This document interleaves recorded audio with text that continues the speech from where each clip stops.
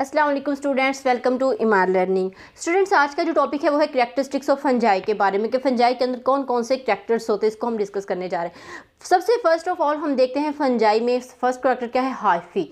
ठीक है, हाइफी क्या होता है स्टूडेंट? हाइफी जो है वो थ्रेड लाइक और फिलामेंटस एक स्ट्रक्चर होता है जो कि फंजाई के लिए माइसीलियम बनाता है और वही माइसीलियम फंजाई की बॉडी बनती है। ओके, यानी कि फंजाई जो है वो एक्चुअली फंडामेंटल यूनिट है और स्ट्रक्चरल यूनिट है फंजाई का। Okay, unite and form mycelium और बॉडी ऑफ फंजाई, यानी कि ये बॉडी ऑफ फंजाई बनाता है जब ये यूनाइट होता है। बहुत सारे हाइफी जो है वो इकट्ठे हो जाते हैं, बहुत सारे थ्रेड लाइक स्ट्रक्चर जब इकट्ठे हो जाते हैं तो वो मिलके फंजाई के लिए बॉडी बनाते हैं फंजाई की। ओके, तो माइसीलियम क्या होता है? Mycelium actually body of fungi is called mycelium. Okay, then हम बात करते हैं कि जो फंजाई है वो नॉन फोटोसिंथेटिक होता है, यानी कि ये ऑटोट्रॉफिक नहीं होता। दूसरे लफ्जों में हम कहते हैं ना, ऐसे ऑर्गेनिज्म जो कि अपनी फूड खुद प्रिपेयर नहीं कर सकते उसको हम हेटरोट्रॉफिक कहते हैं, और जो खुद प्रिपेयर कर सकते हैं उसको हम ऑटोट्रॉफिक कहते हैं। तो इसको आप हेडिंग को नॉन फोटोसिंथेटिक भी लिख सकते हो और ऑटोट्रॉफिक, नॉन ऑटोट्रॉफिक, और या फिर आप हेटरोट्रॉफिक भी लिख सकते हो। ओके,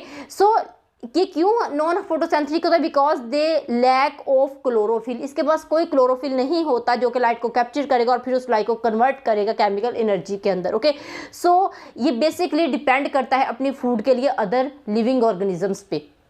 ओके, और ना सिर्फ लिविंग बल्कि बाकी दूसरे डेड ऑर्गेनिजम्स भी होते हैं उसके अंदर, तो जिससे अपनी बॉडी को लेता है, अपनी फूड को ही इनटेक करता है। ओके, तो due to lack of chlorophyll ये अपनी खुराक खुद प्रिपेयर नहीं कर सकता और ये नॉन मोटाइल होता है। अगर हम डिफरेंस इसका करें कि फंजाई को अलग ग्रुप में क्यों रखा गया, क्योंकि जो एनिमल है वो भी तो नॉन फोटोसिंथेटिक होते हैं, वो भी अपनी खुराक खुद प्रिपेयर नहीं कर सकते और ये नॉन मोटाइल है। अब एनिमल आप सबको पता है क्या होते हैं, मोटाइल होते हैं, तो ये भी एक वजह है कि इसको अलग से एक किंगडम में प्लेस कर दिया गया।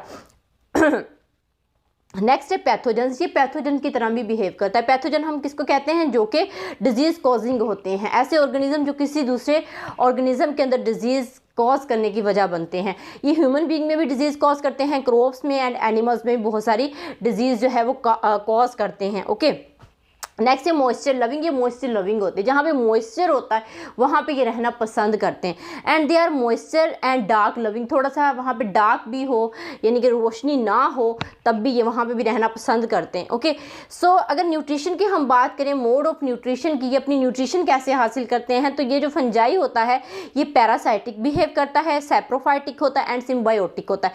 पैरासाइटिक वही जो हमने ऊपर पढ़ा पैथोजन की तरह बिहेव करेगा।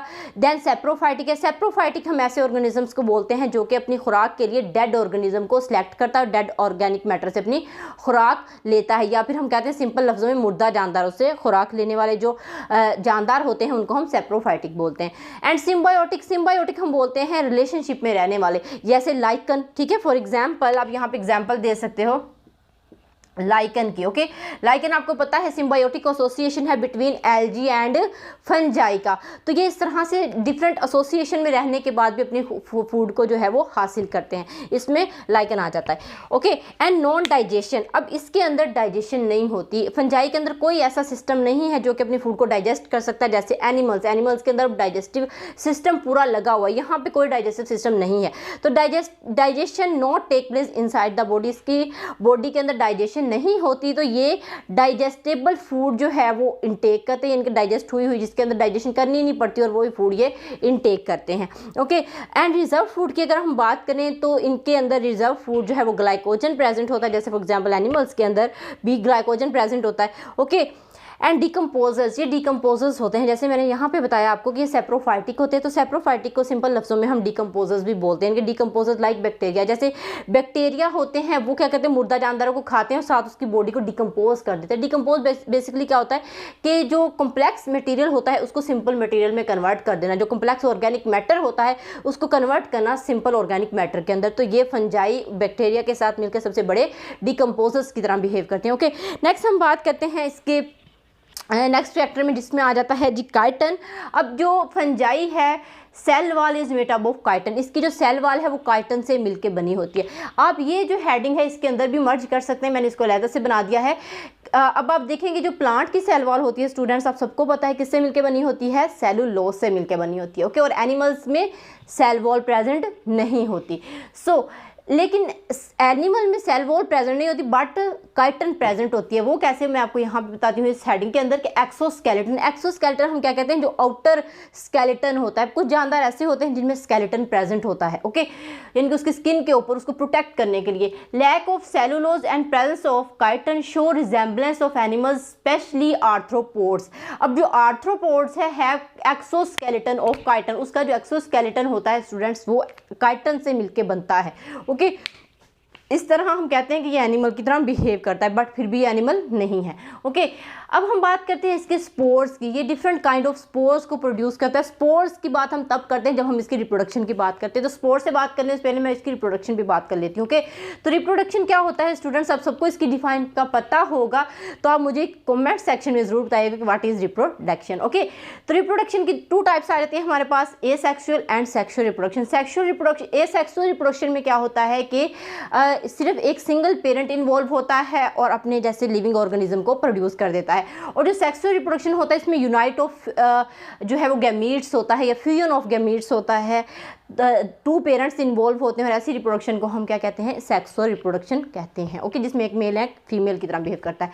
नेक्स्ट हम बात करते हैं स्टूडेंट्स की काइंड ऑफ स्पोर्स की। अब काइंड ऑफ स्पोर्स हमने यहाँ पे क्यों हेडिंग दी, क्योंकि इसमें डिफरेंट काइंड के स्पोर होते हैं, एक ही तरह के स्पोर्स नहीं होते, ओके। स्पोर्स आपको पता है, जब भी हम स्पोर्स की बात करेंगे तो इसका मतलब है हम एसेक्सुअल रिप्रोडक्शन की बात करते हैं। और अगर कोई 2 स्पोर्स आपस में मिलते हैं तो उसमें सेक्सुअल रिप्रोडक्शन भी आ जाता है, ओके।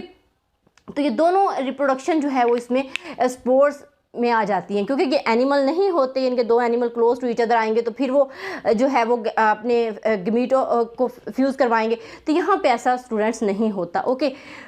सो यहाँ पे डिफरेंट जो है स्पोर्स प्रोड्यूस होते हैं, जिसमें सबसे पहले हम बात करते हैं जाइगोस्पोर की। जाइगोस्पोर बेसिकली क्या होता है कि ऐसी प्लांट बॉडी जो एक जैसे स्पोर प्रोड्यूस करती है या एक जैसे सेल प्रोड्यूस करती है, उन्हीं सेल को हम स्पोर्स बोलते हैं, क्योंकि उन्होंने रिप्रोडक्शन में हिस्सा लेना होता है और उनकी शक्ल सूरत हर चीज़ एक जैसी होती है, यानी कि उनकी जो हम कहते हैं साइज़ एक जैसा होता है, स्ट्रक्चर एक जैसा, लुक लाइक वो सेम होते हैं, इसको हम जाइगोस्पोर्स बोलते हैं। नेक्स्ट है बेसिडियोस्पोर। तो बेसिडियोस्पोर्स एक्चुअली बेसिडिया के अंदर प्रोड्यूस होती है। कोई बॉडी होती है फंजाई के अंदर जो कि स्पोर प्रोड्यूस करती है, उसको हम बेसिडियोकार्प बोलते हैं, और उसके अंदर जो स्पोर प्रोड्यूस होते हैं उसको हम बेसिडियोस्पोर्स बोलते हैं, ओके। ये आपको हम नेक्स्ट जो है इसका जब रिप्रोडक्शन आएगी उसमें हम बात करेंगे इस पे, ओके। नेक्स्ट आ जाते हैं इसके थर्ड वन की, जिसमें आता है एस्कोस्पोर। एस्कोस्पोर जो है वो एस्कोकार्प के अंदर प्रोड्यूस होती है, भी बेसिडिया लाइक जैसे होता है कि एक बॉडी इसके अंदर प्रेजेंट होती है जहाँ पे स्पोर्स बनने होते हैं, थैली नुमा स्ट्रक्चर होता है, उसके अंदर स्पोर बनते हैं, उसको हम एक्सोकार्प बोलते हैं, और उस के अंदर जो स्पोर्स होते हैं उसको हम एस्कोस्पोर्स बोलते हैं।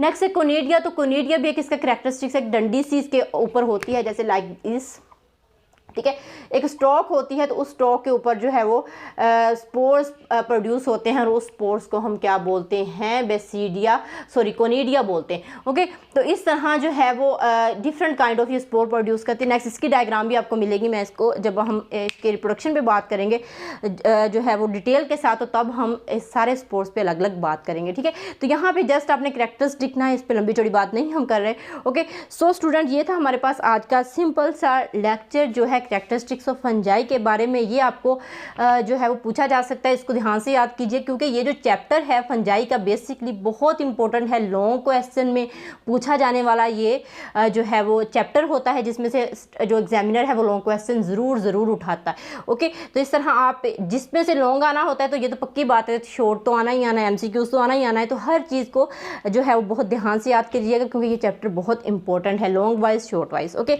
सो होप सो आप लोगों ने लेक्चर को अंडरस्टैंड किया होगा। इंशाल्लाह नेक्स्ट मिलेंगे हम नेक्स्ट लेक्चर के साथ, तब तक के लिए अल्लाह हाफिज़।